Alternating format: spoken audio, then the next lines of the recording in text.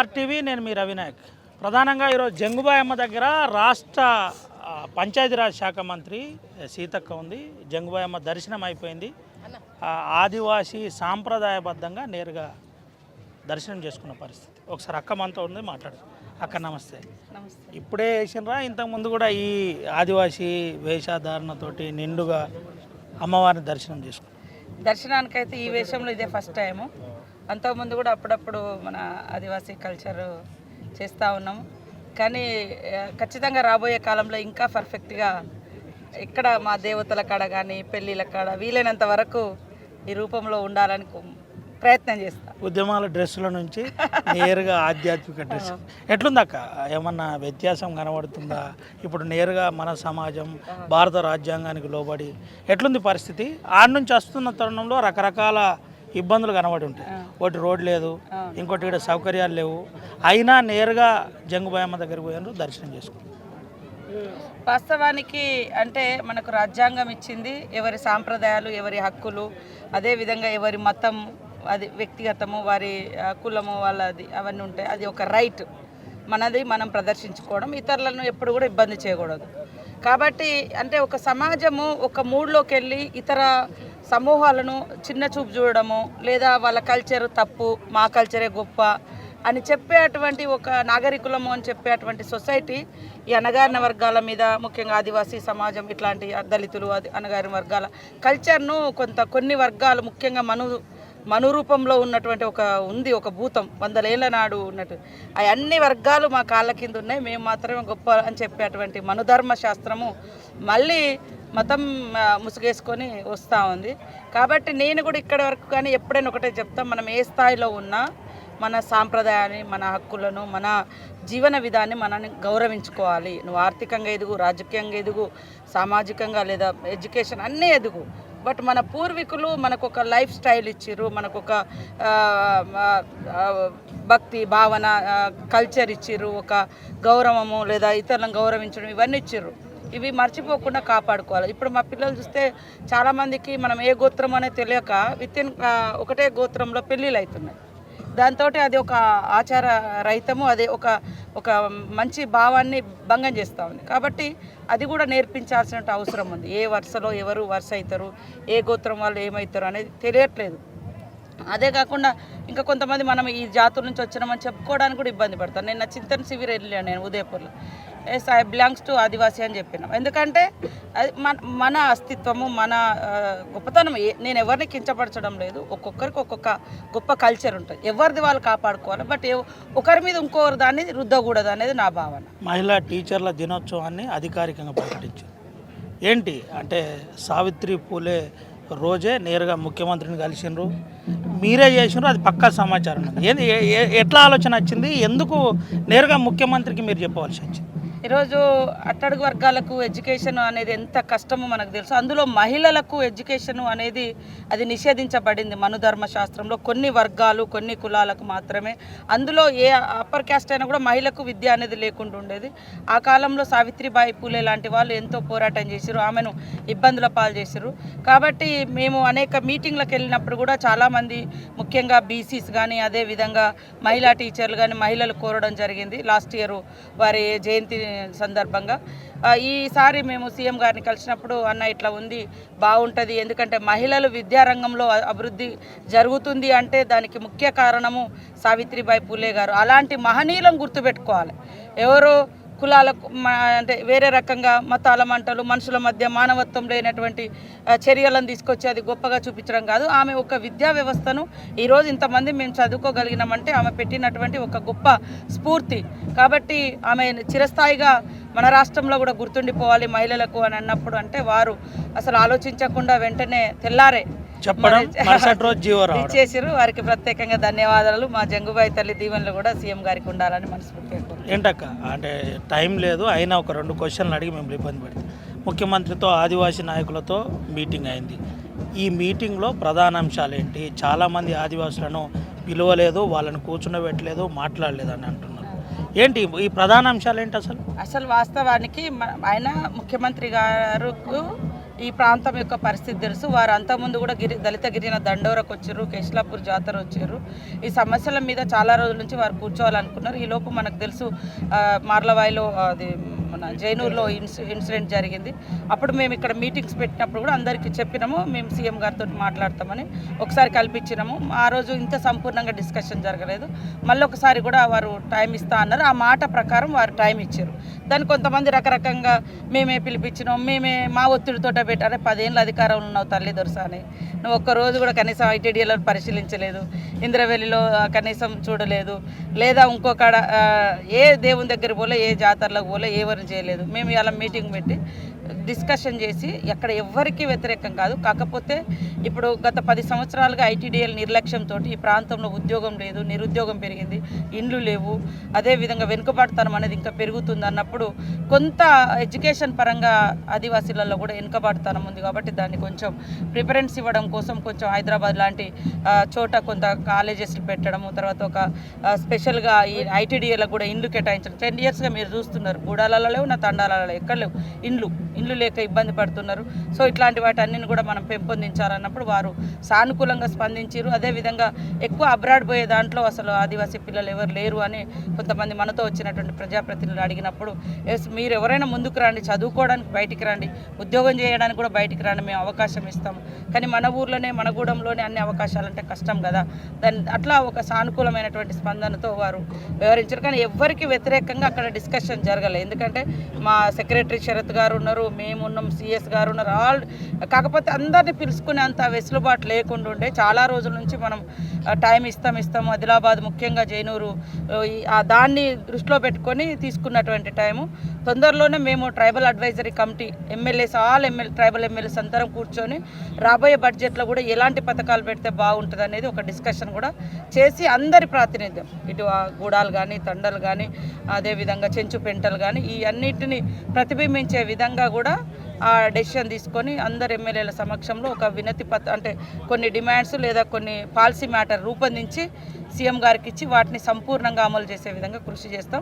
కాబట్టి దయచేసి కొంతమంది ఏదో మేము పోయినాం కాబట్టి అది ఎక్కడ లేదు. అది అంతకుముందు మనం ఆదిలాబాద్లో మీటింగ్ పెట్టిన తర్వాత దాని కంటిన్యూషన్లోనే అది పెట్టినాం. కాబట్టి ఇంకా వేరే జిల్లాల నుంచి కూడా ఏ రాజకీయ నాయకులను విలువలే, పాపం ఎమ్మెల్యేలు కూడా వేరే నియోజకవర్గాల వాళ్ళు కూడా, ఖమ్మం వాళ్ళు కూడా రాలేదు, ఇంకెక్కడ వాళ్ళు రాలేదు.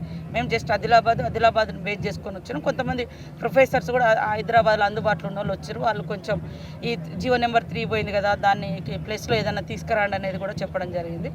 ఆలోచించి లీగల్గా ప్రాబ్లం లేని ఏదున్నా కూడా చేద్దామని సీఎం గారు చెప్పడం. ముఖ్యంగా పంప్ సెట్లు 100% సబ్సిడీ, పవరు 3 ఫేస్లు అయింది. ఆ తర్వాత ఆదివాసీ రైతులకు సంబంధించిన అన్ని అంశాల్లో వెంటనే పరిష్కరిస్తామని చెప్పిండ్రు ముఖ్యమంత్రి కావచ్చు, మీరు కావచ్చు.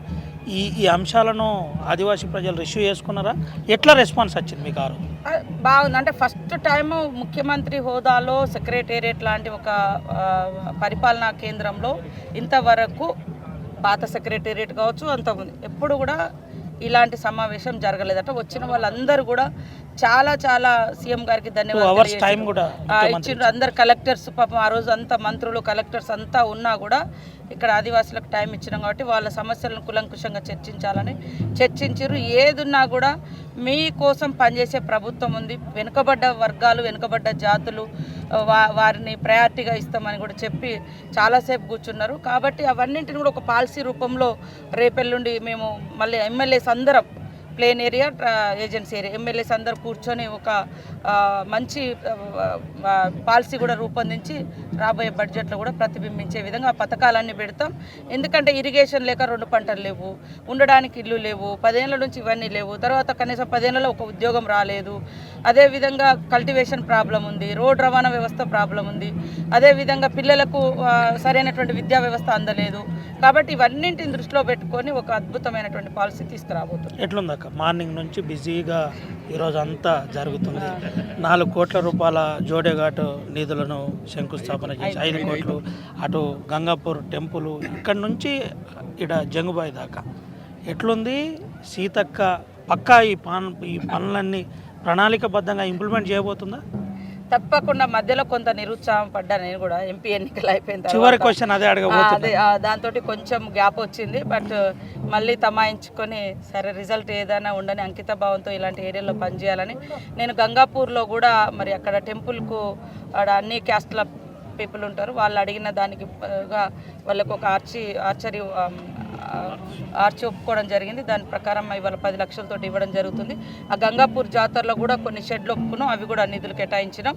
ఆ తర్వాత జోడేఘాట్ మనందరికీ కూడా ఈరోజు తెలంగాణ ఉద్యమానికి మూలం జల్ జంగిల్ జమీన్, నీళ్లు నిధులు నియామకాలు, ఇవే 3. అప్పుడు ఎప్పుడో 70 ఏళ్ల క్రితమే 80 ఏళ్ల క్రితమే మా కొమరం భీమ్ గారు నినదించినటువంటి నినాదం తెలంగాణకు కూడా ఒక జీవంలాగా ఒక గొప్ప నినాదంగా అయ్యి అదే దాన్నే ఉద్యమంగా మనం చేసినాం. సో అక్కడ కూడా జోడేఘాట్లో కూడా 5 కోట్లను రిలీజ్ చేసినాము, ఈరోజు శంకుస్థాపనలు చేసినాం. ఆ ప్రాంతం ఒక హిస్టారికల్ ప్లేస్, చారిత్రాత్మకమైనటువంటి టూరిజంగా వర్ధిల్లాలి, స్ఫూర్తి పొందాలి.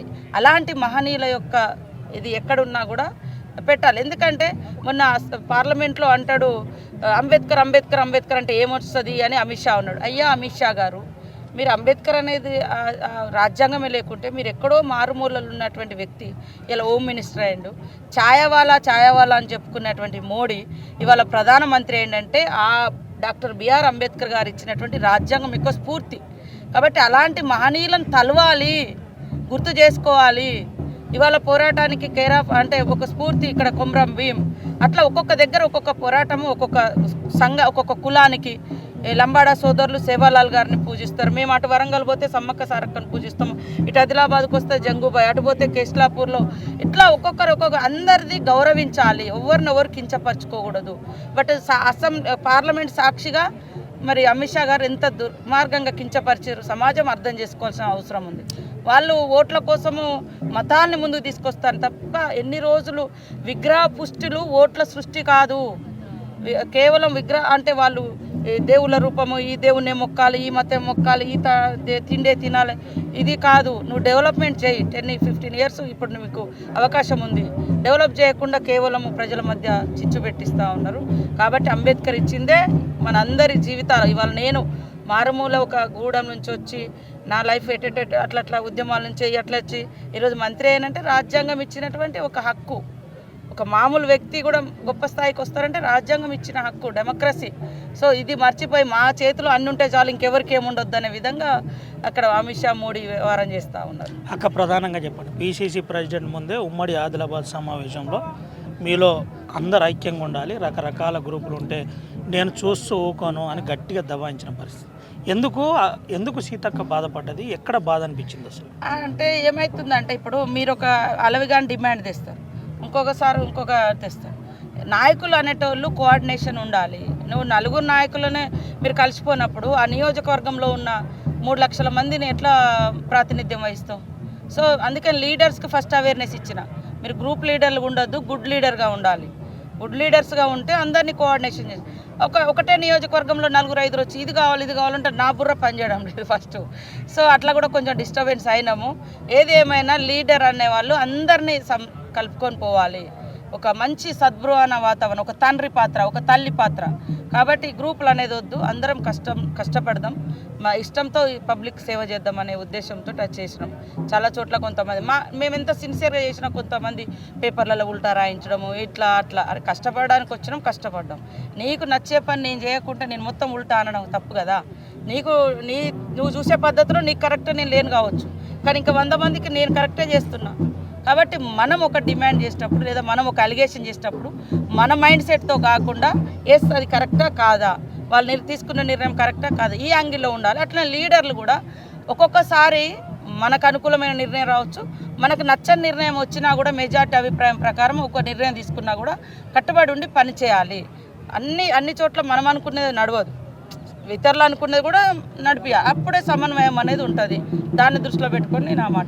చివరిగా రాజకీయ మీ ప్రత్యర్థులు, ప్రస్తుత ప్రతిపక్ష పార్టీలు రకరకాల ఆరోపణలు కాంగ్రెస్ పార్టీ మీద చేస్తుంది. ఆర్టీవీ ద్వారా సీతక్క ఏం చెప్పబోతుంది? ఆర్టీవీ ప్రేక్షకులకు వీక్షకులకు యాజమాన్యానికి మా రవి ప్రకాష్ గారికి అందరికీ హృదయపూర్వక సంక్రాంతి శుభాకాంక్షలను తెలియజేస్తూ ఉన్నాను. ముఖ్యంగా కాంగ్రెస్ ప్రభుత్వం అంటేనే ఇందిరమ్మ రాజ్యం అంటేనే పేదోళ్ళ రాజ్యం. ఇందాక నేను జోడేగాడ్ వెళ్ళి వస్తుంటే అక్కడ ఒక గూడెంలో వాళ్ళందరూ అన్నారు ఇది ఇందిరమ్మ రాజ్యంలో కట్టిన ఇల్లు, మళ్ళీ ఇప్పుడు ఒకసారి మాకు అవకాశం ఇవ్వండి అని. వాళ్ళన్న మాటల్లో న్యాయం ఉంది. ఇప్పుడు కాంగ్రెస్ ప్రభుత్వంలో డైరెక్ట్గా పేదవాళ్ళకు రీచ్ అవుతున్నాయి పథకాలు. ఉచిత కరెంటు ఇళ్లకు, గుడిసె ఉన్నోళ్ళకు 200 యూనిట్లు, రూపాయి చేతులు లేకున్నా నువ్వు హైదరాబాద్ దాకా పోయి బస్ ఎక్కి ఆడ నీ పని చూసుకొని మళ్ళీ ఇంటికి వచ్చే విధంగా 500 గ్యాస్ సిలిండరు 1200 ఉన్నది 500 తెచ్చినాం. మరి 1000 కోట్ల రూపాయలు 21,000 కోట్ల రూపాయలు రైతు రుణమాఫీ చేసినాం. రేపు వచ్చేది ఇందిరమ్మ ఇల్లు, రేపు వచ్చేది రేషన్ కార్డులు, రేపు వచ్చేది రైతు ఆత్మీయ ఇందిరమ్మ భరోసా.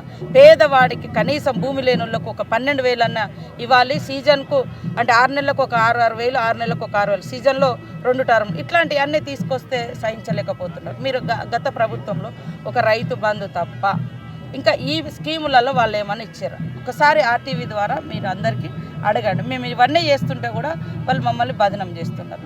వాళ్ళు కేవలం కొన్ని యూట్యూబ్లను పెట్టుకొని ఉల్టా ఉల్టా ఉల్టా ఉల్టా మాట్లాడు. ఇవన్నీ మేము ఇచ్చుకుంటూ వస్తుంటే కూడా వాళ్ళు ఇంత బదనం ఎందుకు చేస్తున్నారు? వాళ్ళు ఏ రోజు పేదవాళ్ళ గురించి ఆలోచించలే. మొన్న కూడా 100 ఎకరాలు ఉన్నా పర్వాలేదు 100 ఎకరాలకు ఇచ్చేయండి అంటాను, కానీ ఏం లేని వాళ్ళకి ఎందుకు ఇవ్వట్లేదని మాత్రం కేటీఆర్ అడగడు, కేసీఆర్ అడగడు, కవిత అడగదు, హరీష్ రావు అడగడు.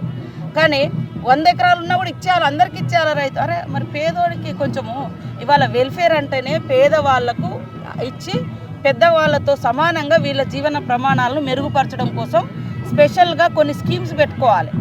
కానీ 100 ఎకరాలు ఉన్న వాళ్ళకి 50 లక్షలు ఇవ్వాలి, 5 ఎకరాలు ఉన్నోనికి మరి 50,000 ఇవ్వాలి, అసలు ఏం లేనోనికి ఏమి ఇవ్వద్దు అంటే ఇది ఎంతవరకు కరెక్ట్? అందుకనే మా రాహుల్ గాంధీ గారు, మా సీఎం గారు రైతు ఆ ఇందిరమ్మ ఆత్మీయ భరోసా మీద 12,000 రూపాయలు మేము ఇవ్వడం జరుగుతుంది. ఇంకా రాబోయే కాలంలో నేను నిజంగా చెప్తున్న ఒక పేదింటి బిడ్డగా ధనవంతులు ప్రభుత్వ స్కీములకు ఆశపడద్దు.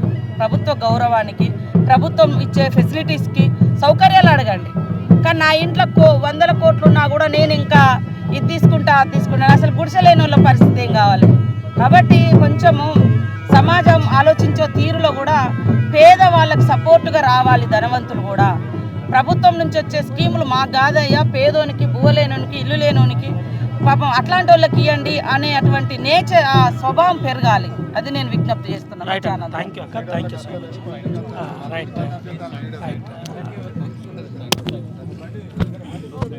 రైట్, ఇదే పరిస్థితి. ముఖ్యంగా సీతక్క చెబుతున్న కొన్ని సంచలనమైన విషయాలు ఈరోజు ఆర్టీవీతో చెప్పే ప్రయత్నం చేశారు. ముఖ్యంగా పార్టీ చేస్తున్న కొన్ని పనులను, ఇటు ప్రభుత్వం చేస్తున్న కొన్ని పనులను జీర్ణించుకోలేకపోకుండా మాకపై బురద జల్లే ప్రయత్నం చేస్తున్నారు. ముఖ్యంగా ఉన్నోళ్ళు లేనోళ్ళకు సహకరించాలి, లేనోళ్ళకు ప్రభుత్వ ఫలాలు అందే విధంగా ముఖ్యంగా సహకరించాలని సీతక్క చెబుతున్న పరిస్థితి. దీంతోపాటు అభివృద్ధి అంశంలో ఉమ్మడి ఆదిలాబాద్ జిల్లాలో శాయశక్తుల అభివృద్ధి చెందడానికి నేను కృషి చేస్తాను, నా వంతు కృషి చేస్తానని చెబుతున్న పరిస్థితి. ముఖ్యంగా ఆదివాసీ రైతులను, ఆదివాసీ ప్రజలను నేరుగా ముఖ్యమంత్రితో ఇంటరాక్ట్ చేపించి వాస్తవ పరిస్థితులు పరిష్కారమయ్యే విధంగా మేము ఒక ప్రయత్నం చేశాం. ఖచ్చితంగా సానుకూలంగానే ఆదివాసీలందరూ రిసీవ్ చేసుకున్నారని చెబుతున్న పరిస్థితి. ముఖ్యంగా ఆదివాసీ సంస్కృతి సాంప్రదాయాలను కాపాడాలంటూ తన వేషధారణ అందుకనే ఈరోజు అందరికీ ఆదర్శంగా ఉండాలని నేను చెప్పానని చెబుతున్న పరిస్థితి అయితే కనబడుతుంది. ఏది ఏమైనప్పటికీ జంగుబాయిలో సెంటర్ ఆఫ్ అట్రాక్షన్గా జిల్లా ఇన్ఛార్జ్ మంత్రి, రాష్ట్ర పంచాయతీరాజ్ శాఖ మంత్రి ప్రత్యక్షంగా ఇటు సెంటర్ ఆఫ్ అట్రాక్షన్గా మారిన పరిస్థితి తెలిసింది. సుమంత, రవినాయక్, ఆర్టీవీ, ఆదిలాబాద్. మరిన్ని వీడియోస్ కోసం ఛానల్ ని సబ్స్క్రైబ్ చేయండి. లేటెస్ట్ అప్డేట్స్ కోసం వాట్సాప్ ఛానల్ ని ఫాలో అవ్వండి. ఆ లింక్ డిస్క్రిప్షన్ లో ఉంది.